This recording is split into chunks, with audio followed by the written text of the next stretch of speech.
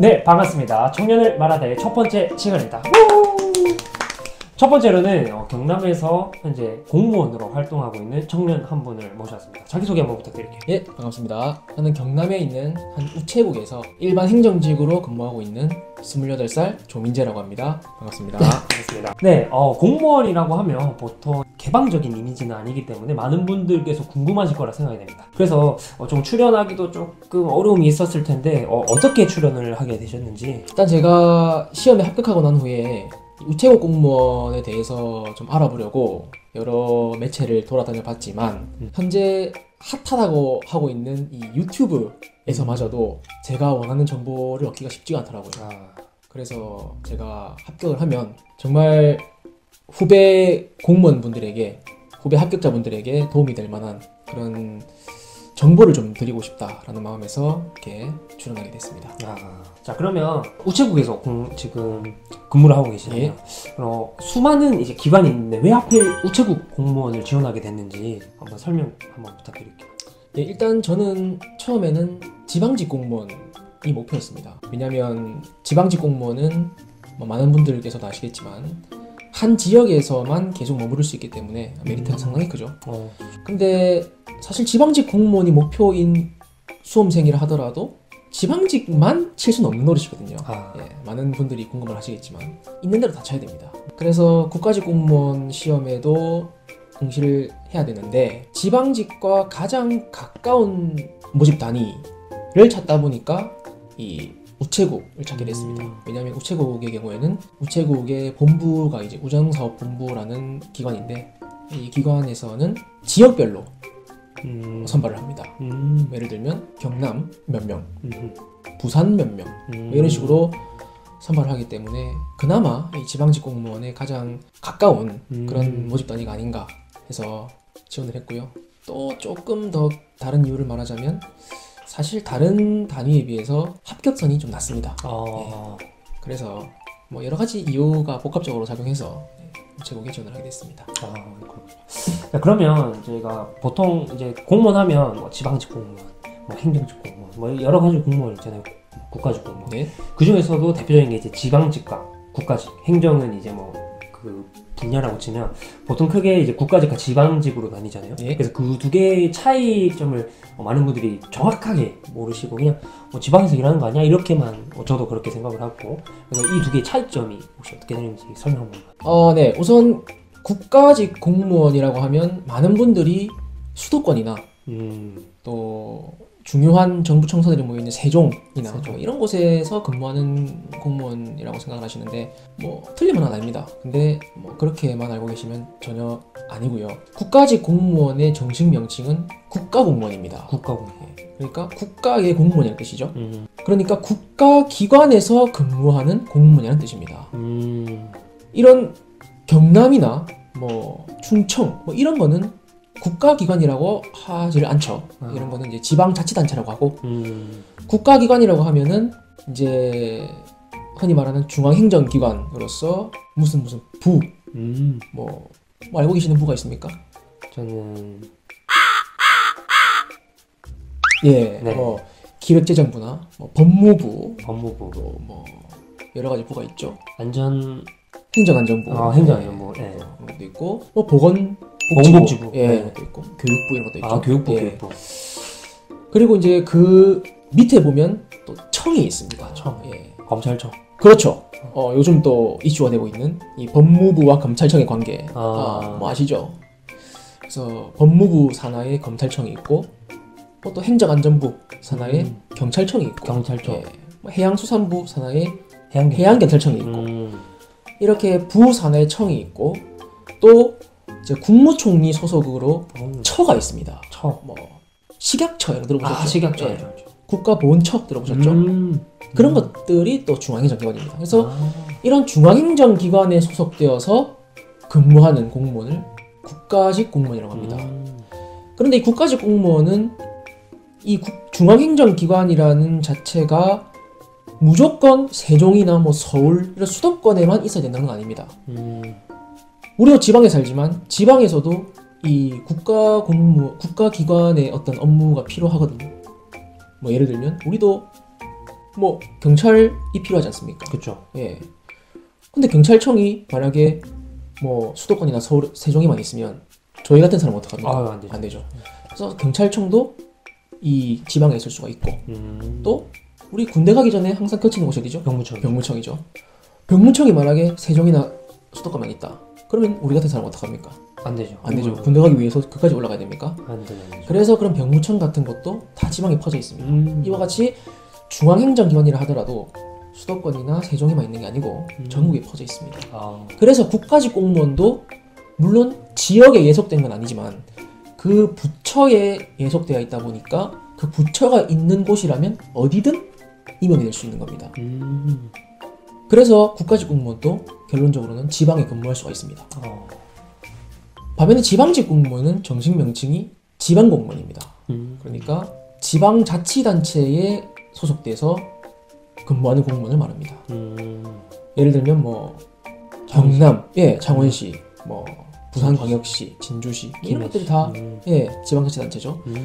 이런 지방자치단체에 소속되어서 근무하는 공무원이 지방공무원입니다. 근데 만약에 자기가 창원시 공무원이다. 그러면은 창원시 공무원이 뭐 다른 곳으로 갈 필요가 있을까요? 없습니다. 그죠? 그렇기 때문에 창원시 공무원은 특별한 사정이 없으면 퇴직할 때까지 창원시에서만 근무를 하는 겁니다. 다른 지방직도 다 똑같은 것이죠. 그래서 지방직이 이 한번 선택한 지역에서 계속 근무를 한다는 것이고 그게 아주 큰 메리트로 작용을 하기 때문에 실제로 많은 행정직 수험생 여러분들이 국가직보다는 좀 지방직을 좀 더 선호하는 그런 경향이 있습니다. 자, 그러면 이제 공무원이 되기까지 과정, 이제 준비 기간 혹은 이제 전체 또 공부하는데 여러 가지 비용이 들 거잖아요. 뭐 이제 뭐 교재 사는거나 뭐 밥 먹는거나 이런 공부 비용, 그리고 좀 이제 공부도 하면서 시험도 여러 가지 쳤을 거 아니에요. 그래서 뭐 어떤 거는 필기를 붙은 게 있고 어떤 거는 뭐 다 떨어진 것도 있고 이런 것들에 대해서 좀 어떻게 하셨는지. 일단 제 공부 기간부터 좀 말씀을 드리자면 저는 2019년 2월부터 공부를 시작했습니다. 그리고 뭐 나중에 말씀을 드리겠지만 일단 그해 12월에 있었던 군무원 구급시험에 제가 최종 합격을 했기 때문에 그것을 기준으로 한다면 한 10개월 정도 했죠. 그리고 지금 제가 몸담고 있는 이 국가직 9급 시험을 기준으로 한다면 이 시험은 작년 7월에 치러졌습니다. 이것을 기준으로 한다면 한 1년 5개월 정도 공부를 했다고 볼 수 있고, 또 제가 작년 지방직 7급 7급에 필기시험 필기만 합격을 했습니다. 필기만. 뭐 그걸로 기준으로 한다면 뭐 한 1년 한 뭐 8개월 정도 이렇게. 그럼 1년 8개월 만에 3관왕.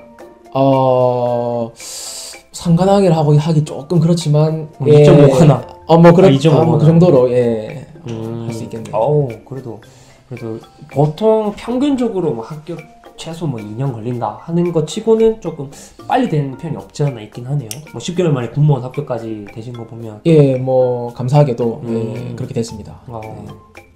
자, 그러면 준비 기간이랑 이 합격은 그렇게 되셨는데 이제 전체적으로 이제 들었던 비용은 어떻게 되셨는지. 일단 공무원 시험을 준비한다고 하면 가장 먼저 드는 비용이 무엇이라고 생각합니까? 아무래도 이제 책이 있어야 되니까. 그렇죠. 교재비가. 그렇죠. 교재비입니다.